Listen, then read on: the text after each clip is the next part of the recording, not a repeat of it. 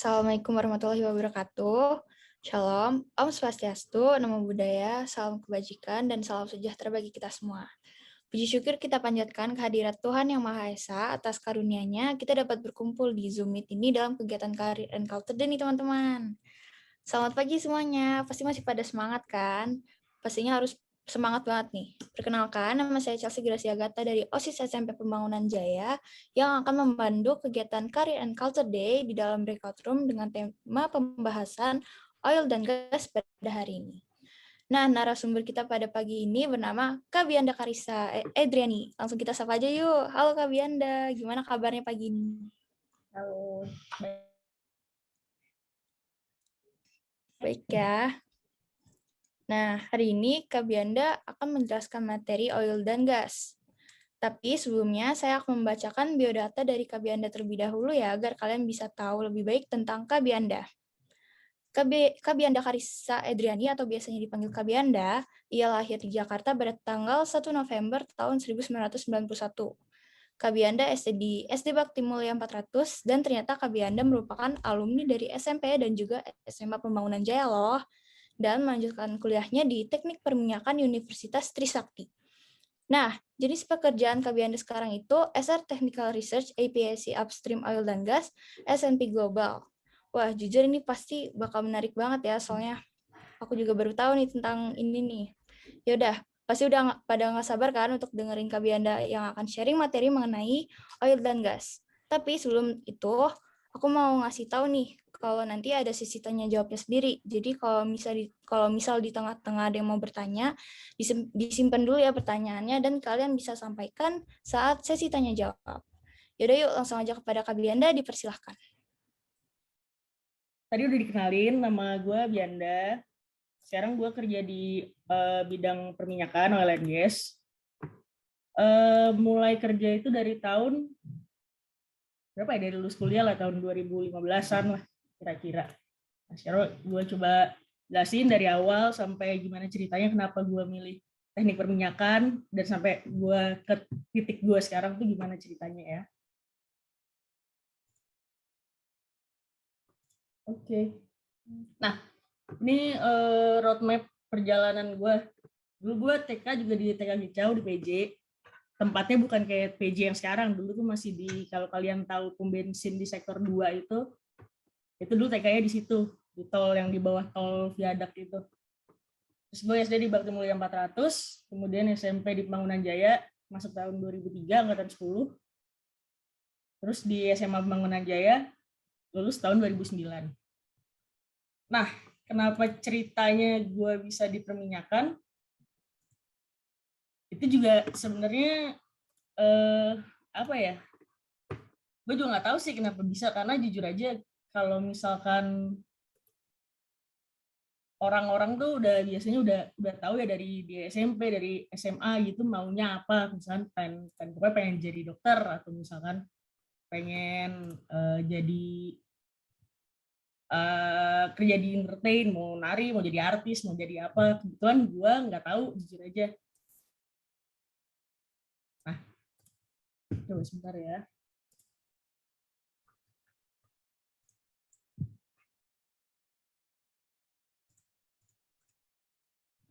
Nah, gue nggak tahu dulu mau jadi apa. Nah, terus ketika lu nggak tahu kalian mau jadi apa, pasti kalian baru panik tuh ntar lah pas SMA kalian baru research kita mau ngapain, gue mau ngapain sih sebenarnya nih. Terus kayak jadi, terus dulu gue tuh sepupu rame banget, kayak ada ber-40-50 orang lah, dan gue termasuk dari yang nomor 5-6 paling tua lah. Dan pada saat itu, waktu itu belum ada yang jadi dokter. Seperti biasa keluarga gue, nenek kakek gitu kan, kayak jadi dokter lah, gue disogok tuh, ntar dibeliin mobil lah, dibeliin apartemen, dibeliin apa. Ya, terus gue mikir, kayak kalau misalkan gue jadi dokter, emang gue bisa, bukan emang gue bisa sih, emang gue suka, emang gue akan happy sama apa yang gue lakuin gitu kan. Gue pikir mungkin kalau misalkan belajarnya ya mungkin gue bisa. Terus kalau misalkan gue jadi dokter nih, mimpinya kalau dari dokternya jadi dokter bedah gitu ya. Mungkin disuruh operasi orang juga kan, kita korban film kedokteran tuh, Grey's Anatomy, New Amsterdam atau apapun itu, bisa lah ya, kayaknya keren tuh, kayak gue bisa deh. Tapi ketika gue mikir kayak kalau yang gue apain kenapa-kenapa, atau kayak kalau kayak gue harus ngevonis orang kayak wah hidupnya nggak lama lagi, wah kayak gue nggak bisa deh gitu kan, kayak wah nggak mungkin nih gue kerja gituan. Makanya gue akhirnya menolak tuh tawaran-tawaran dari keluarga gue, kayaknya gue nggak mau jadi dokter. Terus gue mikir lagi mau apa, sekarang terus mikir kan teknik sipil, banyak lingkungan yang kita commonnya denger tuh apa sih, sipil, lingkungan, mesin, elektro gitu, pasti kalian udah sering banget denger kan. Nah gue semakin gue udah sering denger, gue semakin gak tertarik nih, kayak semakin kayak udah sering denger nggak sih. Ya udah akhirnya gue waktu itu ada keluarga juga yang kerja di bidang oil and gas. Gue punya ada om 2 orang dan ada 2 orang lagi itu di kerjanya di oil and gas tapi bidangnya di akuntan gitu ya. Waktu itu kebetulan mereka berempat secara finansial paling wah kayaknya enak nih hidupnya gitu kan. Ketika lu nggak tahu lu mau apa tapi lu udah tahu lah kayak yaudah gue kayaknya anak teknik deh gitu kan. Karena ya dibanding gue kerja di depan komputer sama Excel file sama apa segala macam itu, kayak gue lebih fun kalau misalnya kayak gue suka ke lapangan atau kayak gimana gitulah, cari kan lo harus mengenali diri lah, lo maunya apa, bisanya apa gitu kan ya. Akhirnya gue ngobrol sama om tante gue, terus kebetulan gue baca majalah Tempo atau apa, ada profesi dengan gaji terbesar, 10 terbesar di Indonesia, ada teknik perminyakan di situ kan, sebagai petroleum engineer ya. Udah gue masuk sini aja, gue juga nggak tahu mau belajar apaan gitu kan. Sekalian nggak tahu, gue pengen tahu jadinya. Akhirnya gue masuklah ke teknik perminyakan Universitas Trisakti. Gue daftar ITB, cuman gue nggak keterima. Cuman kakak gue di ITB, dan sekali lagi lo harus kenal sama diri lo, apa yang lo mau, apa yang lo yakin lo akan happy jalaninnya. Gue ngeliat anak ITB, ngeliat kakak gue di ITB itu isinya anak-anak pinter dan anak-anak rajin. Gue pinter ya biasa aja, rajin enggak. Jadi kayaknya gue di situ stres deh ngeliat temen-temen gue yang misalnya pinter-pinter atau kayak super ambis, karena dulu kakak gue punya tidur ngekos yang anak kosan lamanya tuh di temboknya tuh ada jadwal dia belajar tuh, pulang kampus dia belajar, tidur, bangun sholat tahajud jam 4 jam 5, belajar lagi sampai jam 7 jam 8 masuk kampus. Wah gila, gue nggak bisa tuh kayak gitu, kayaknya bukan deh gitu kan. Ya, akhirnya gue masuk di Trisakti. Kenapa gue ngambil perminyakannya tadi backgroundnya, terus gue juga sempet tuh pas pas di SMA itu ada beberapa guru kayak ngapain, minyak kan udah mau habis gitu kan. Nah, itu paling standar pertanyaan orang deh, minyak kan udah mau habis, ngapain masuk perminyakan, nanti kalau misalkan pas kamu lulus kuliah udah nggak ada gimana, kamu ngapain gitu. Gue mikirnya cuma kayak ijazah teknik itu laku, kata orang ya, ijazah teknik itu laku. Jadi kalau misalkan lu punya ijazah teknik ya lu nggak harus kerja di perminyakan tuh. Kalau misalkan lu apply kerja pun banyak, lu mau jadi apapun itu ada kualifikasinya, misalkan dari ekonomi, dari manajemen, habis itu ada teknik apapun itu. Jadi kayak gampang lah ntar gitu kan. Akhirnya gue kuliah di Trisakti. Ini gue coba ceritain apa sih sebenarnya yang dipelajarin di perminyakan Trisakti. Nah jadi di perminyakan Trisakti itu dia jurusan ya, di fakultasnya itu ada namanya Fakultas Teknologi Kebumian dan Energi. Di situ itu ada 3 jurusan, geologi, perminyakan, dan pertambangan. Nah, kalau yang berhubungan sama pekerjaan gue sekarang, itu ini. Nah, ini tuh kalau misalnya kalian tahu kan, minyak, oil and gas ya, buat masak, buat bensin, buat apapun itulah, buat nggak tahu buat apa ya, buat jadi plastik segala macam, pabrik segala macam itu kan butuh energi, dan mereka pakainya bukan energi beli di PLN gitu, biasanya mereka beli langsung dari gasnya gitu kan. Nah, life cycle-nya tuh ini nih, yang gue pelajarin, apa yang related sama kuliah gue ya ini. Yang pertama itu, dari bensin yang kalian pakai itu tuh sebenarnya produk akhir. Sebenarnya itu udah diolah, itu bukan produk yang gue cari, tapi gue mencari mentahnya nih, minyak mentahnya sebelum dia diolah untuk jadi bensin atau apa segala macam itu ya. Cycle ini, pertama eksplorasi, appraisal, kemudian development, production, dan abandonment. Nah, yang nyari eksplorasi itu tuh ya eksplorasi itu kan cari ya, search ya. Jadi ini fase di mana kita cari nih, kita ada tempat-tempat yang ada indikasi minyak, gas, itu di mana sih? Nah, ini yang cari siapa? Yang nyari bukan gue. Tadi gue bilang di jurusan gue ada geologi, minyak sama tambang. Yang nyari ini adalah anak-anak geologi. Kalau kalian nantinya tertarik sama ilmu kebumian gitu ya, anak geologi ini mereka kan belajar tentang batuan, tentang struktur bumi dan lain-lain ya, kayak bukan geografi juga ya basicnya geografi cuma lebih deep lah ya, lebih ke batuannya, jenis batuannya dan jenis patahannya atau apapun itulah, gue juga kurang begitu paham. Nah, anak-anak geologi ini yang mencari nih minyaknya, kira-kira ada potensi minyak di mana, gimana cara mereka nyarinya, mereka lihat daerahnya, biasanya misalkan dia di ujung sungai atau misalnya di gunung atau dimanapun itu, terus mereka cek lagi jenis batuannya itu kayak gimana di daerah situ. Kalau misalkan kan ada ciri-ciri batuan khusus ya yang biasanya tuh kayak minyak sama gas itu ada ya tuh di daerah dengan jenis batuan seperti apa gitu kan. Nah, kemudian abis mereka dapat nih kira-kira di sini, kita bor satu sumur. Random aja, kayak kata orang geologi ya percaya aja nih sama orang-orang geologi. Makanya kalau di dunia perminyakan suka dicengin orang geologi kan, kayak apa, ya cenayang lah atau apa, lu tau dari mana ya, nggak tahu lah, gue juga mereka tahu dari mana, dari yang mereka pelajarin itu lah ya, dari jenis batuannya, dari ada teknologi namanya seismik, mereka gambar-gambar.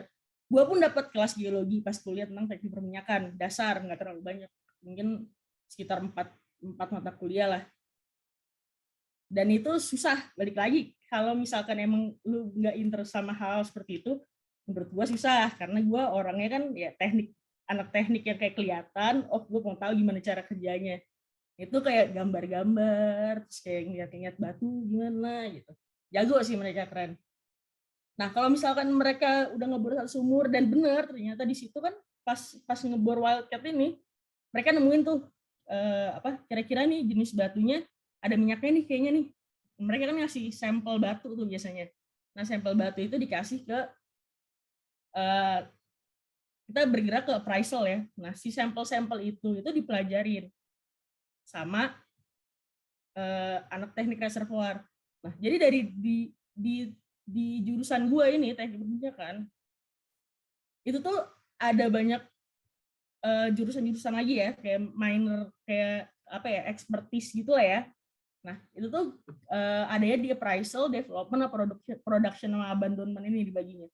Jadi gue ada yang namanya teknik reservoir, itu adalah yang setelah ini mereka ngasih sampel-sampel itu dan anak-anak teknik reservoir harus mencari nih kira-kira batu kayak gini itu jenis minyaknya apa, terus batunya itu kemampuan buat dia nyimpen minyak gimana, ntar ngalirinnya gimana, terus volumenya berapa, itu juga anak reservoir yang tahu. Nah, di perminyakan, kalau misalnya lu masuk kuliah perminyakan, kayak lu kuliah ada kastanya lah, mungkin paling susah tuh ini teknik reservoir, karena ya banyak banget rumusnya, banyak banget yang harus dipelajarin, karena ya hidupnya di sini, kayak lu ngeliat jumlahnya ada berapa banyak gitu kan, kayak gitulah, kayak lihat jumlahnya kira-kira ada berapa banyak, kayak lu mau tahu dari mana sih, orang itu kan di bawah tanah yang nggak kelihatan, jadi kayak harus banyak research-nya, banyak yang harus dicari, semacam scientist gitu lah ya, berarti geologi sama reservoir itu. Nah, kemudian ketika lu udah tahu nih, wah di bawah tuh ada minyak kira-kira segini barrel, berapa juta barrel, 30 juta barrel. Terus si engineer dari teknik perminyakan ini mulai mencoba untuk mengambil minyaknya kan. Tadi sebelum diambil kan kita harus ngitung, kita harus punya planning nih. Ketika lu mau bikin sesuatu, lo harus punya planning gimana caranya. Tadi berapa banyak, terus gimana caranya. Terus cara keuangan akan untung atau enggak, karena kan ngebor minyak, terus bikin fasilitas-fasilitas buat menyimpan, buat mengirim, segala macam kan butuh biaya yang besar kan. Nah, jadi kayak semua harus dihitung dulu dan dirangkum dalam POD. POD ini namanya Plan of Development. Ya kita bergerak ke development setelah minyaknya udah tahu nih ini beneran ada dan kira-kira ada jumlahnya segini. Sekarang kita bergerak selanjutnya ke POD development. POD ini dikasih ke pemerintah, otoritas migas kita di Indonesia itu namanya SKK Migas. Jadi kita minta izin nih ke SKK Migas, ibaratnya kayak gue mau bikin lapangan minyak, kita mau develop lapangan minyak di daerah sini, kira-kira kayak gini, keuntungannya segini. Nah, keuntungan itu kan simpelnya rata-rata negara dapat sekitar 60% lah dari keuntungan tentang migas ini ya, perusahaan dapat sekitar 40% atau 30% lah. Nah, setelah di-approve sama otoritas migas di Indonesia, teori migas ini, baru tuh lapangan diproduksi, di-develop, dibangun fasilitasnya, terus ntar ngirimnya kayak gimana gitu kan, udah dirancang semuanya. Udah deh, setelah itu, setelah udah selesai semua fasilitas udah jadi, udah mulai produksi. Oh ya, tadi di development ini, ada tadi minernya kan untuk di teknik peminyakan tadi ada teknik reservoir ya, yang mencari. Kemudian ada teknik pemboran. Itu ahli-ahli buat ngebor, bikin sumur, drilling. Sebenarnya kalau bingung kayak ngebor apaan sih? Ya sebenarnya simpelnya kalau kalian punya sumur di rumah gitu, ya sama, mirip-mirip. Cuman yang bedanya sumur di rumah kalian paling dalamnya 20 meter ya. Tapi ini kan bisa 2000 meter, bahkan kalau misalkan di laut dalam tuh bisa sampai 5.000 sampai lebih dari 5.000 meter ya. Jadi kan tentu aja di bawah tuh kayak panas, terus tekanannya tinggi, belum tentu tekanan yang nggak stabil. Jadi ini ahlinya itu ada di teknik pemboran. Jadi kalian bikin sumur sedalam yang dibutuhkan dengan segala ilmu-ilmunya lah pokoknya. Kemudian teknik produksi. Teknik produksi ini kerjaannya adalah setelah sumur itu jadi, kan harus bangun segala macam pipa, terus harus mikirin kalau misalkan tahu nih kan anak reservoir udah tahu minyaknya seberapa banyak. Cuman kayak ngambilnya gimana nih, ternyata tekanan di bawah nggak sekuat itu untuk kan kalian tahu ya tekanan, belajar fisika, tekanan dari bawah itu ngalirin ke atas kan kayak sedotan, misalkan kalian minum gitu sedotan ada tekanan gitu, sedotan akan naik kan fluidanya. Nah kalau misalkan nggak bisa naik nih gara-gara tekanan di bawah nggak cukup, ya udah anak-anak produksi ini teknik produksi yang ketiga harus mikirin gimana caranya, entah itu pakai pompa atau mau bikin sumur lain terus diinjek gas supaya tekanannya nambah atau gimana. Nah itu ada produksi yang mengerjakan. Terus kemudian setelah itu selesai semua produksi, biasanya mungkin life cycle sumur itu lapangan migas itu kira-kira mungkin 30 tahun atau 40 tahun. Sumur-sumur yang kita bor itu kita harus tanggung jawab, harus kita tutup. Jadi sumur itu kita tutup, kemudian kita tutup semua sampai safe. Pokoknya udah nggak bakal terjadi aneh-aneh karena kan tekanan di dalam tinggi ya. Kita plug, habis itu daerahnya kita restorasi.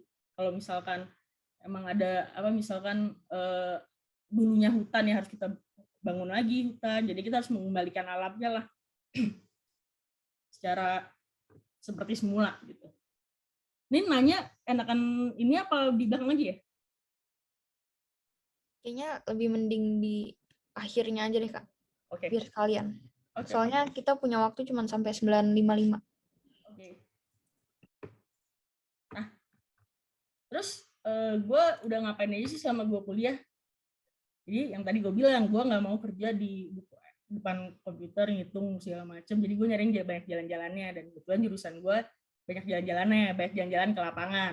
Ini lapangan pertama yang gue datengin, Pertamina EP Tambun di Bekasi. Panas banget lapangan pertama yang menurut gue ini salah banget kampus gue ngajak sini karena bener-bener panas banget. Gue inget banget abis foto ini yang cowok-cowok masih belajar, gue udah balik ke bus karena gue nggak kuat pusingnya. Tapi ya udah gimana emang ternyata ya setelah gue foto ini kayak wah ternyata gak enak ya ke lapangan, kayaknya gak enak deh, panas segala macem gitu. Tapi habis itu dari Tambun ini gue ke Chevron Geothermal Energy Derajat. kalau kalian tadi taunya gue di oil and gas, emang benar, gue itu kan konvensional ya, tapi kan sekarang kalau kalian ngomongin energi luas banget lah, ada geothermal, ada solar, ada yang lebih green gitu, yang lebih ramah lingkungan, entah itu hydro, itu kan semua sebenarnya part dari energi. Pokoknya kan emang pas gue kuliah kemarin fokusnya di oil and gas, tapi sekarang seiring berjalannya waktu kita udah mulai berkembang, sekarang kan jadi geothermal energi gitu mulai di ini lagi ya, mulai hype lagi. Nah, kemarin gue sempat field trip juga pas kuliah itu ke sini abis dari Tambun. Ini kan enak kayak di gunung, dingin gitu ya. Terus kayak, wah nih kayaknya baru nih, kayak gue harus kerja di sini deh ntar gitu kan. Mimpi anak kuliah kan, kayak enak banget nih. Nggak panas lapangannya, dingin, dan lain-lain lah. Pokoknya ini apa ya, baru bayang, oh ya gue nggak salah jurusan ternyata gara-gara kesini nih, setelah gue shock dari Tambun tadi kan. Gue field trip sini.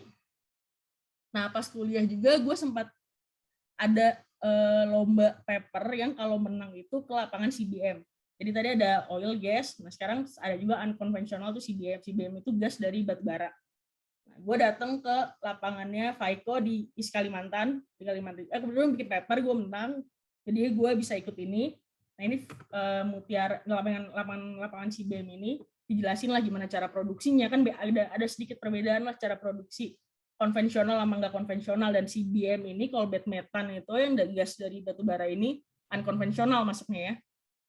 Ya udah jadi jelasin ini, terus nih alat produksinya, ini apa tempat-tempat ya mesin-mesin buat produksinya, dan yang ini itu di belakang gue tuh ada sumur yang lagi di workover lah, lagi dibetulin, lagi dibenerin. Nah, ini ada pekerjaan itu kayak sumur kalau misalnya udah mulai mampet atau apa, biasanya dipompain sama anak teknik produksinya itu, misalnya oh bisa nih sumurnya dinaikin lagi produksinya, tapi kita harus injek misalkan HCl atau apa dulu buat mencuci scale apa atau apapun itu. Nah, ini menurut gue pengalaman gue yang paling seru. Nggak semua orang di teknik perminyakan punya kesempatan buat kesini. Waktu itu gue kerja praktek sama tugas akhir. Gue dulu kuliah mikir kayak gue harus kali ke offshore gimana pun ceritanya. Lapangan minyak itu ada di darat, ada di laut, dan ini di laut. Akhirnya gue iseng coba-coba pas gue mau kerja praktek sama tugas akhir, gue apply. Akhirnya gue dapet di Sinop. Sinop ini lapangannya di South East Sumatera, di sebenarnya Pulau Seribu, naik lagi lah ke arah Sumatera situ. Dan ini adalah gambar yang pertama ini yang di kursor gue kelihatan nggak ya? Kelihatan Kak, kelihatan. Kelihatan ya. Nah, gambar yang pertama ini adalah kapal tempat gue tidur. Jadi kita tidur di kapal ini di foto pertama, dan kapal ini ditempel ke platform. Platform itu mana? Ini gue duduk di kapal di sini, duduk di sini, dan ini madep ke platform. Di platform ini ada sumur migas. Di platform ini ada sumur minyak yang lagi di maintenance lah ibaratnya, gampangnya di maintenance. Jadi karena di sumur minyak di sini ada yang butuh di maintenance, jadi kapal ini nyandar, pekerja-pekerjanya bisa kerja untuk mengerjakan sumur ini, lapangan sumur yang ini ya. Ini cuma foto aja nih, kayak nyebrangnya caranya dari kapalnya ke platformnya gimana. Gue nyari foto di atas rignya kayak apa, gue nggak ketemu karena sebenarnya nggak boleh bawa handphone. Jadi waktu gue kalau mau bawa kamera itu harus banyak banget lah surat-surat yang diurus. Jadi gue nggak punya waktu banyak buat bawa kamera ke atas sini. Gue cuma dapat sehari dan gue lupa juga gue nyimpen fotonya di mana. Tapi kira-kira kayak gini. Ada rig, ada crane segala macam. Pokoknya semua operasi itu di sini dilakuin ya. Sumurnya di bawah sini. Nah, platform kecil ini sih cuma sumur nih. Minyaknya dikemanain sama gasnya? Dikirim melalui pipa bawah air ke sini. Jadi dia ada kayak ada seperti ini, fasilitas produksi banyak, besar. Semua minyak dan gas dari lapangan sekitar situ dikirim ke fasilitas produksi. Nggak cuma satu, ada banyak yang kayak gini itu. Nah, kalau kayak gini kan nggak ada kapal nyandar ya. Karena ini kan ada kantor-kantor lah ibaratnya, tempat orang kerja. Jadi lucunya orang-orang yang emang kerjanya operator di sini, biasanya mereka pulang tuh 2 bulan sekali. Mereka nggak tidur di sini, mereka tidurnya di sini. Di Pulau Seribu itu ada namanya Pabelokan Island. Di Pulau Pabelokan itu lengkap, ada kayak rumah kayak hotel gitulah. Terus ada lapangan tenisnya, ada kolam berenang, ada segala macam itu. Tiap pagi, setiap jam 6 pagi sampai 6 sore, dan 6 sore dan malam kan ganti-gantian shift ya. Mereka harus ada yang ada di sini. Mereka tidurnya di sini. Tiap pagi, tiap jam 6 sore dan 6 pagi itu, mereka dianterin sama kapal ke sini. Jadi beda kalau yang di tempat produksi ini, biasanya mereka tidurnya di sini, tiap hari dianterin jemput kayak anak sekolahan kan. Nah, tapi kalau misalkan kerja maintenance rig, itu akan ada kapal yang bersandar di platformnya itu. Dan pengalaman gue kesini menurut gue paling seru, kenapa? Karena gue nyandar pertama, itu dalam sudut 140 orang. Gue diliatin sama kayak 100 orang deh, 100 orang yang mau pulang, mau ganti shift ya. Gue ngumpet tuh di balik teman gue, jiper juga kan. Untung badan gue kecil, jadi gue kayak, wah, ngumpet. Takut, karena setelah gue ngobrol, ya 139 orang yang ada di kapal itu cowok semua. Gue salah satu cewek di sana, dan setelah gue ngobrol, dan akhirnya ternyata mereka friendly, baik, dan sopan banget semuanya. Dan gue ngobrol, gue main kartu sama mereka. Gue malam-malam lapar, turun minta makan, dibikinin pizza gitu kan. Pada jam 12 malam dibikin sama chefnya, dibikinin pizza, terus makanannya juga banyak, enak-enak. Gue ngobrol, katanya jelas aja diliatin, kayak udah 14 tahun kayaknya nggak ada cewek ke bar situ. Makanya kayak, ya pantesan gue turun tuh loncat, kayak semua orang gitu kan. Ya, tapi ya ternyata nggak apa gitu, ternyata baik-baik aja, mereka baik-baik aja. Oke, kemudian, nah, abis gue lulus kuliah, gue lulus tahun 2014. 2014 itu harga minyak jatuh, turun. Harga minyak jatuh, gue nyari kerja susah, tapi akhirnya gue ditawarin temen gue buat jadi kontraktor, konsultan gitu, buat ngitung, ibaratnya ngitung lagi nih, kalau misalnya lihat gue kerja di warehouse, ini ada alat-alat drilling, alat-alat pemboran, gue intinya cuma disuruh ngitung, bukan ngitung ya, gue disuruh ngitung biaya maintenance-nya mereka, karena mereka ini kayak setiap misalnya 2000 jam setelah dipakai, atau 200 jam atau 500 jam itu harus dikirim ke Dubai, ke Kanada, kemana untuk di maintenance, dan itu kan kayak harus ada biayanya kan. Nah, gue harus, karena waktu itu harga minyak jatuh, mereka mau mengubah harga quotation mereka, harga biaya pemboran mereka berapa, jadi gue harus dihitung lagi. Jadi sebenarnya seminim-minimnya berapa gue bisa jualan alat gue. Akhirnya gue ngitung, gue jadi konsultan di sini cuma sebentar, cuma sekitar 4 bulan. Habis 4 bulan itu udah kontrak gue selesai, udah selesai juga hitungan gue segala macam. Gue dapat kerja lagi di Tiara Bumi Petroleum. Ini perusahaan migas onshore, lapangannya di Palembang. Itu lapangan nggak besar. Kalau misalnya kalian tahu, ini yang punya Sampurna, yang punya tuh dulu siapa namanya, Budi Sampurna ya, yang udah meninggal itu, pemiliknya Sampurna, sama kapal api. Mereka punya lapangan migas juga, lapangannya seperti ini. Ini foto pertama nih rig. Ini lapangan ini lagi ngebor. Ngebor itu pakai rig, kalau di onshore pakai rig kan, pakai kayak gini nih. Pakai rig ini peralatan ngebor. Karena waktunya kebatas nih, jadi langsung ke sesi tanya jawab aja, bisa nggak Kak? Oh, ya, boleh. Atau gue jelasin yang kerjaan gue sekarang deh. Dikit ya. Iya, oke. Oke, pokoknya ini ya pengalaman gue di lapangan deh. Sampai gue di Pertamina, kalau kalian tahu harus ada bidding round. Bidding round itu kayak lapangan migas yang mau diambil gitu ya, mau diambil sama Pertamina, itu harus dihitung kan, kira-kira untung atau enggak kalau Pertamina beli lapangan ini gitu ya. Di lapangan ini, jadi kayak itu valuasinya segala macam, kasih tadi POD-nya ke pemerintah suka, yaitu Pertamina dapat gitu ya. Nah, kalau kerjaan gue sekarang mirip sama kerjaan Pertamina ini. Gue harus ngitung berapa sih produknya, kan ada banyak nih, migas, nih minyak segala macam, nih aset-aset di Indonesia, aset-aset migas di Indonesia. Nah, kalau tadi Pertamina, gue cuma ngitung harga nilai aset yang mau dibeli Pertamina. Kalau sekarang gue harus ngitung punya satu Indonesia. Gunanya buat apa? Klien gue tuh bank, terus perusahaan-perusahaan luar negeri yang besar kayak ConocoPhillips, Shell, atau apa segala macam itu, mereka subscribe gue untuk melihat berapa sih nilai aset ini, produksinya berapa, segala macam. Jadi gue sekarang kerjaan gue lebih eagle eye, gue benar-benar kerjain lapangan migas satu Indonesia, gue harus tahu produksinya berapa, developmentnya seperti apa, pengembangan seperti apa, harga lapangannya berapa, gue harus tahu. Untuk apa? Untuk membantu kalau ada negara-negara lain atau perusahaan-perusahaan yang mau investasi migas di Indonesia. Simpelnya gitu. Oke. Gitu, sekian. Oke, thank you Kak Bianda. Tepuk tangan dulu. Oke, langsung aja. Pasti udah nggak sabar karena ada yang mau nanya. Iya. Bisa sebut namanya sama kelasnya.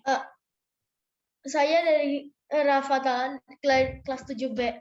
Saya mau nanya, tadi aku kan sempat agak kayak putus-putus ya di aku. Nah, aku tadi lupa nanya, jadi agak kayak kepotong gitu. Aku mau nanya, Kak Bianda itu kerjanya tadi di mana? Sekarang di S&P Global. Sampai akhir bulan sampai awal Maret kemarin, gue sebenarnya masih di IHS Market. IHS Market itu consulting, data provider. Sekarang merger sama S&P Global. Kalau kalian sering nonton berita tuh, biasa ada S&P gitu. Biasanya dia tentang finance segala macam. Nah, perusahaan gue dibeli sama S&P karena dia nggak punya tentang oil and gas, terus dia mau nambah oil and gas, jadi dia beli perusahaan gue. Gitu. Sekarang namanya S&P Global. Jadi. SMK Global ya namanya. Oke, makasih ya Kak. Ada lagi? Dari Daiva, udah on mic. Halo, kenapa? Ada yang mau ditanyain atau enggak? Oh iya, sebenarnya kalau misalnya ambil jurusan oil and gas ini kerjanya fleksibel nggak sih Kak? Ruang kerja? Sebenarnya maksudnya fleksibel di apa ini?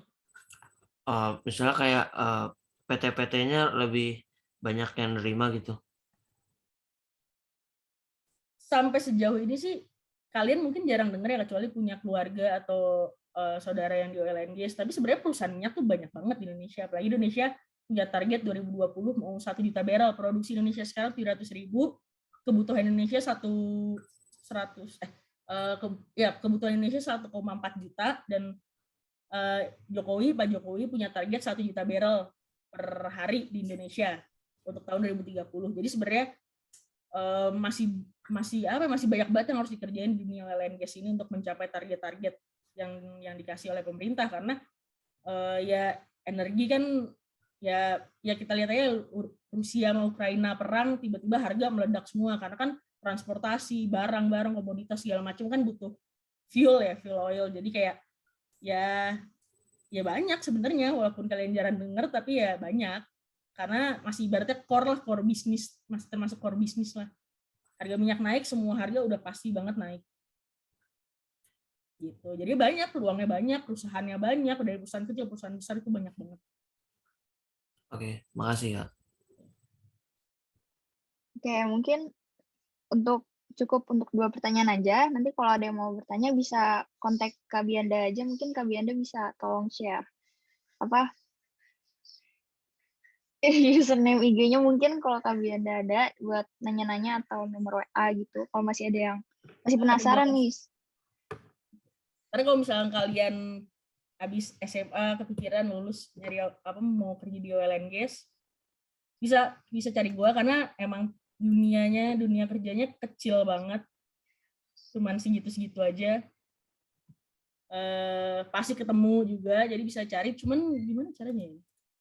Gue biasanya pakai Teams, gue Zoom agak bingung. Ntar gue kasih CC email gue, kalian kontak gue aja, walaupun masih lama ya, bikin 5 tahun lagi kalian tiba-tiba terjun dunia oil and gas, kita pasti ketemu, pasti banget, karena itu aja orangnya, nggak banyak.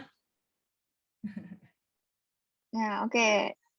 Nah, teman-teman, dari materi yang udah disampaikan sama Kak Bianda, kita bisa simpulin nih, kalau kita mau ngebor perminyakan tuh ternyata nggak nentu ya, jadi harus perkiraan aja minyaknya udah di sampai ada di bagian mananya. Terus aku juga baru tahu kalau ternyata batu tuh menyimpan minyak juga ya, Kak? Jadi minyak dan gas itu adanya di dalam batu. Biasanya batu sandstone, limestone, karbonat gitu. Tapi sekarang udah mulai dikembangin shale, batu bara itu juga ternyata ada gas-gas, walaupun produksinya lebih susah ya. Tapi kalau yang konvensional itu yaitu di sandstone, di limestone, di batu jenis-jenis batuan itu. Jadi emang itu tuh adanya di batu, kayak lu nggak bisa nyari tempat lain. Kalau batu yang biasa gitu, Kak? Yang nggak ada dong. Oh, nggak ada. Nah, yaudah. Karena waktunya bentar lagi udah habis, tapi sebelumnya Kak Bianda bisa tolong berikan closing statement buat siswa-siswi SMP Pamulang Jaya yang sekarang ada di breakout room ini. Boleh. Ini menurut gue ya, kan kalian masih punya waktu 5 tahun lah buat mencari kalian mau jadi apa. Pertama mungkin sistem gue sama kayak perminyakan nih. Kalian cari dulu apa aja yang ada di depan kalian semuanya. Kalian apalagi sekarang YouTube banyak, kalian bisa carilah sebenarnya profesi itu apa aja. Kalau kalian kepikiran tentang kayak oh ya electric vehicle, apa sih yang related? Ada tambang nikel atau mungkin tentang mesin atau apa gitu misalkan, atau kalian kepikiran apa, kalian coba research, kalian cari apa aja yang ada di depan kalian. Setelah itu kalian cari mau kalian apa. Kalau kalian udah tahu mau kalian apa, kalian kerjakan. Kalau kalian gak happy sama apa yang kalian kerjakan, cari lagi yang lain. Karena menurut gue hidup cuma bentar, dan kerjaan lo itu part dari hidup lo, kayak 50%, 70%, lo harus happy sama apa yang lo kerjain. Kalau enggak berarti lo salah jalan, dan lo harus benerin. Itu menurut gue. Itu aja sih. Oke, makasih Kak Bianda untuk closing statement-nya. Nah, terima kasih banyak ya Kak Bianda karena telah berkenan hadir untuk berbagi ilmu kepada kita semua. Makasih juga buat teman-teman sekalian yang udah menyimak dan aktif bertanya di acara